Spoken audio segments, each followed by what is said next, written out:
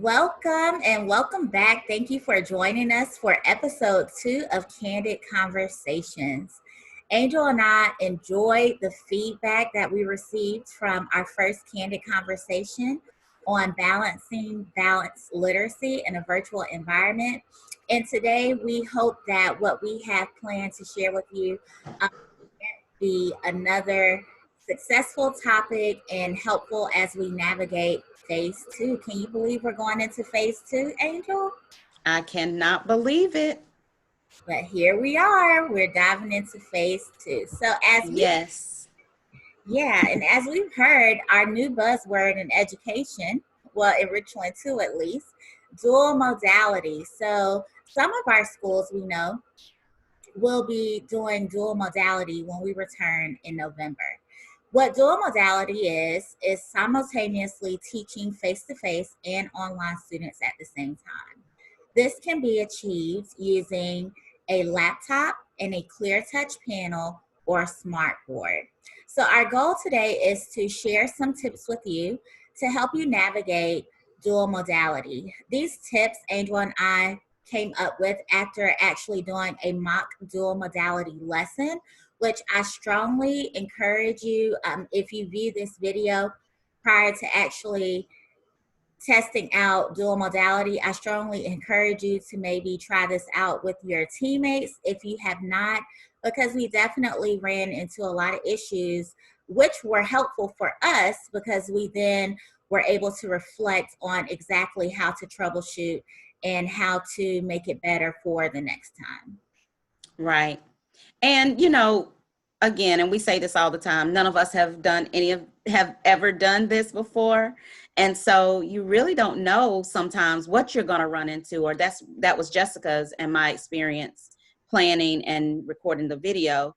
You really don't know what challenges you're going to run into until you get going with it. Exactly. So we hope that the tips we have come up with are helpful. And if you have any tips that you have thought about as you navigate dual modality, please share that with us so we can continue to share that with the reading coaches that we support as well as teachers. Yeah. So the first tip is connecting with virtual students. So I have heard from some teachers who are just really trying to think about, okay, I'm going to have kids with me in class. I know that I'm going to be doing projects with them. I know that I'm going to want them to have certain materials, but what about my virtual students? If it were me, an Angel, and we were in a situation, we've had conversations about possibly having those materials ready for each student at the beginning of each quarter, and maybe setting up a pickup day where parents can come by, drive through, and pick up those materials. Yes, we know that requires a lot of planning and front loading before the quarter, but I think in the end, it will work in regards to making sure that those students, whether virtual or face-to-face, have the same materials in regards to hands-on projects that you may be planning, or anchor charts that they may need access to for reading or writing. Just anything that you can possibly think of that would be helpful with making their experience as successful as possible. Anything you want to add to that, Amy? Yeah. No, I think you covered it. I do want to say, I'm thinking back to a conversation that I had actually with a reading coach about teachers and preparing for teaching the units of study. And one thing that the teachers said they wish they'd done when they were preparing textbooks and things for students to pick up is to copy some of the paper, particularly for the primary students that they use for the units of study. So just thinking about those things, thinking about the units that you'll have coming up and paper that students may need, like Jessica said, anchor charts. That was one thing, like I said, teachers said they wished they had prepared to send home. Yeah. Even a model for showing parents, especially in the primary grades, how to fold paper so that it's a booklet, because we know that in our younger grades, students are writing across pages. Well, right. A sample of what that looks like, and then they of course can achieve the same thing with any paper that they have in their home, but it's always good to have that one example. Right. I agree. So that brings us to tip number 2, use multiple devices if possible. So we know that the district provides you with a Chromebook or laptop. And of course, you have your clear touch panel or smart board in your classroom. However, my rule of thumb is you can never have too much backup. When we did the dual modality video, I only used my district laptop and the clear touch panel. However, I wish I would have brought in another device from home. That would have probably helped me just navigate it a little bit easier, because I was using the clear touch panel so that students in the classroom with me could see what it was that I was sharing on the document camera. At times, I could not see the virtual students and what they were doing. So therefore, if I would have had an additional device, I feel like that would have helped me a little bit more be able to see what my virtual students were doing. So don't go out and purchase another device, but if you happen to have an extra device that you could use, you might find that helpful. And you never know what could happen with technology. Something could happen with your Chromebook. Maybe you leave your Chromebook cord at home that day and you lose charge on your Chromebook. Just have something in place for backup. Yes, I agree. And we found this even before doing dual modality, just working with reading coaches during PD. The the ease, I guess, for lack of a better word, that having two devices gave us, or ease is relative, but you know what I mean. And so particularly when using a document camera, like Jessica said, if you can have that document camera attached or connected to one device and you still have another device where you can see students, that's just going to make it flow a little better. You'll be able to monitor the kids online as well as in the classroom with you if you can see them. Exactly.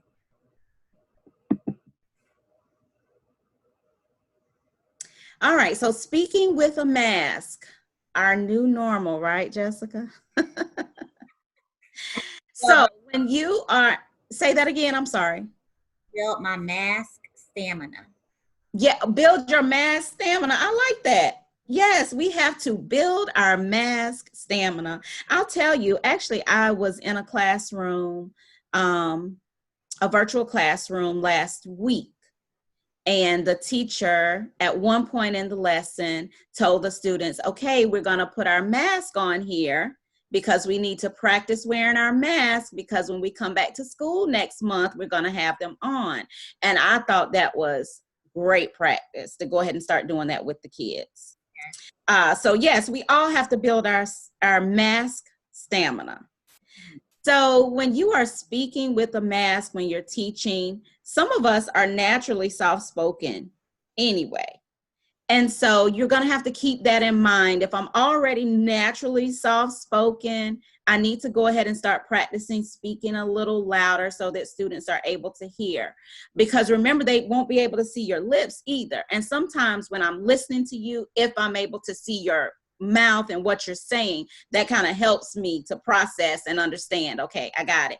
But I'm not able to see your mouth. So I can only go on what I'm hearing. So we do need to practice our stamina, wearing that mask, and then making sure that we are speaking loudly enough for students to hear us through that mask. And it may even be more of a challenge for your students online to hear you. So we're not just talking about speaking so that the students in the room can hear you, but making sure that the students online hear you and comprehend what you're saying as well. And in addition to that, I know going back to watch the dual modality video that we recorded, Angel, at one point, one of the face-to-face students made a comment in the classroom, and now going back to watch the recording, I could barely understand what they were saying watching the recording. So that goes for when you do, if your students are sharing out, you want to make sure that the students are speaking loudly and clearly as well, so that the virtual students could still hear the conversation that's taking place within the classroom. Exactly. And see, these are things that we may not have ever thought about had we not done that video. Exactly. Background noise goes along with the speaking somewhat. So when you are in your classroom, be aware of any noise that could interfere with the students being able to hear you clearly and understand what you're saying. You know, when we are assigned to a classroom, we're in that classroom every day, we start to get used to the noises that are around us. It becomes almost like white noise. And we drown it out. We easily drown it out, and we're not thinking about how it may be interfering. But for those kids who may be coming online, that may be, I mean, they may hear that so clearly that it could be a distraction. So just make sure you're paying attention to any background noise that could interfere with the students understanding you. And again, going along with speaking a little loudly, a little more, or a little louder than maybe you normally would. And then making sure that they're able to hear you over that noise. Mm-hmm. And that makes me think about where you actually position the device in which you will be using the microphone. So I know in some older buildings, you know, I think back to my days at Candid with the air conditioning unit. You know, if my device were near that, it's really going to pick up that background noise. So you want to think about where you're positioning that device in which you will be using the microphone as well. That's a great point. That's a great point. And, you know, if it's, they're going to have to be as close to their smart board or clear touch probably as possible.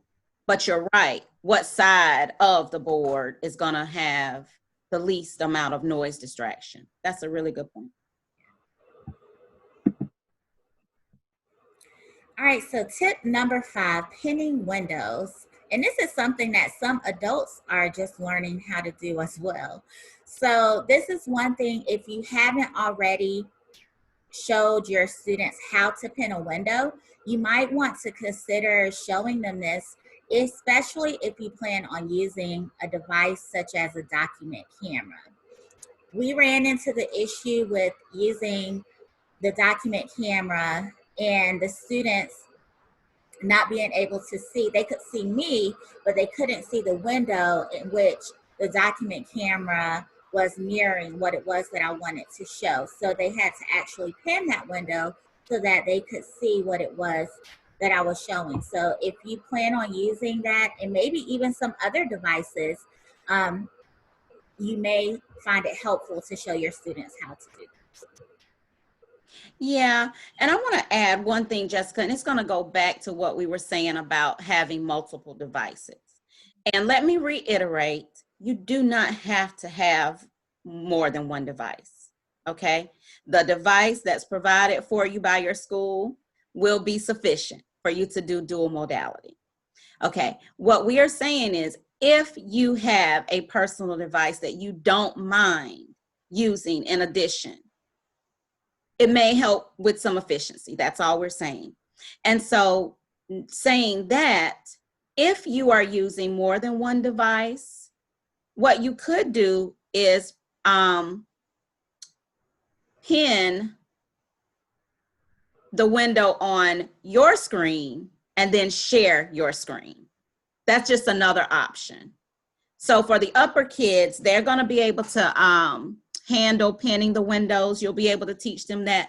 They'll be able to handle that. Your babies, K through 2, may not be able to grasp that as quickly. So if you're able to, you could use 2 devices, pin one of the windows on yours, and share that screen. Great tip. That was just a tip that I wanted to add. All right. So our next tip is face-to-face and virtual student collaboration. And I know that a lot of you have already been thinking about this, and it's probably just a little bit overwhelming of making sure that you're still building that classroom community like you worked so hard to do in phase 1. And it definitely is possible, but I will say we have to be more intentional about it. So for example, when Angel and I were planning the dual modality lesson that you guys either you have viewed that video by the time you're watching this one, and if you haven't, definitely excuse me, go back and check it out. But we wanted to be very intentional during our writing mini lesson to foster that collaboration. So we fostered that collaboration through using Jamboard. And we were very strategic within our student partnerships to partner a face-to-face student with a virtual student. So they were not communicating verbally with each other, but they were communicating through Jamboard. You could still foster that collaboration if, for example, this was a mini lesson. So, you know, we try to keep our mini lessons 8 to 10 minutes long. This particular mini lesson in the session, because it was an inquiry mini lesson, it was a little bit longer. So we didn't want to extend it any longer than needed. However, if you have a little bit more time, you could even, in addition to having them collaborate on Jamboard, with your face-to-face students, I'm sure most of them will be bringing in headphones. I know for the past couple of years that has been something added to our school supply list. You could have them join the Google Meet that the virtual students are in, or maybe you're doing breakout rooms, but they can still collaborate where they can actually hear and see each other through technology. So there are ways to make that happen, and I just think that we have to be more intentional about doing it. Anything you want to add to that, Angel? No, I don't want to add anything to that. I think you pretty much covered it. I do want to say that I think it was just a great idea to pair the virtual students with the students in the classroom when we planned that lesson. And because I participated as an in-person student, I just thought that was, it was a great way to connect the classroom community. I felt connected to the participants online. So, and thinking about that too, because you do want to, you want it to feel cohesive. You don't want the virtual students and the in-person students to feel like they're so separate. They are still a part of the same class. So the collaboration would definitely help with that if we are strategic and, as Jessica said, intentional about how we pair them.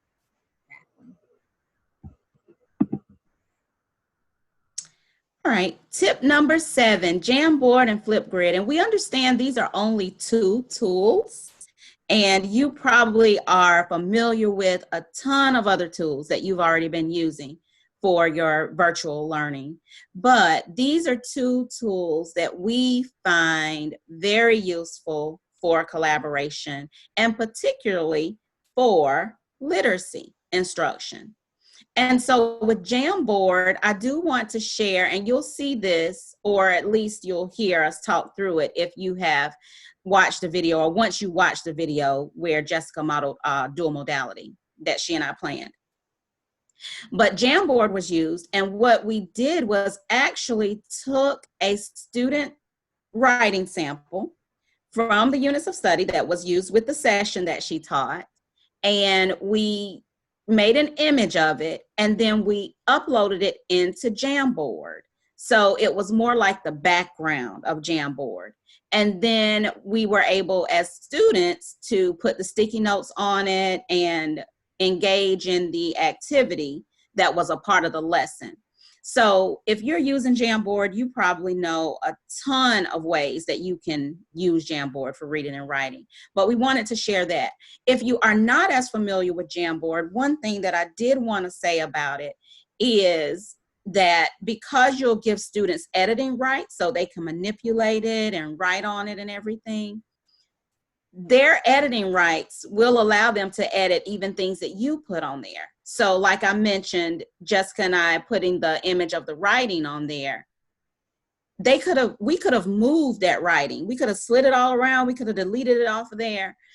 If you use a graphic organizer, like you create a graphic organizer and you put it on a Jamboard to make it like a background, and then you want students to add to it, then they can move that. So just be cautious of what you're doing with the Jamboard. Those of you, like I said, if you are already really using Jamboard a lot, your students are probably aware of this. You have norms in place and expectations that they're not going to go in and delete or move things around. But if you're new to Jamboard, just be mindful of that. And Jessica, actually, I'm going to turn Flipgrid over to you because I know you and I have had several conversations and we've talked about how Flipgrid can be used with students, between student and student teacher. So I'll let you go ahead and jump in there. Yeah, sure. So Angel and I wanted to really, initially when we planned this candid conversation, we wanted to talk you through our thought process in regards to planning for dual modality. So with that being said, as we know with our writing units of study, at the end of every session, there is a share. Now in the dual modality video, because we wanted to keep it 20, at least 20 minutes or under, you will not see a share. However, in this particular session, it did ask for students to share their writing publicly. Well, what could that look like in a dual modality setting? We could use Flipgrid and students could still share what they worked on during their writing workshop time that day via Flipgrid, and then assigning student partnerships, you could at least make sure that one student in the classroom has someone responding to them, giving them that feedback on their writing. So that's just one way to use Flipgrid. I know that some of you have used Flipgrid a variety of ways, but I think that it's a great tool to use in regards to sharing writing.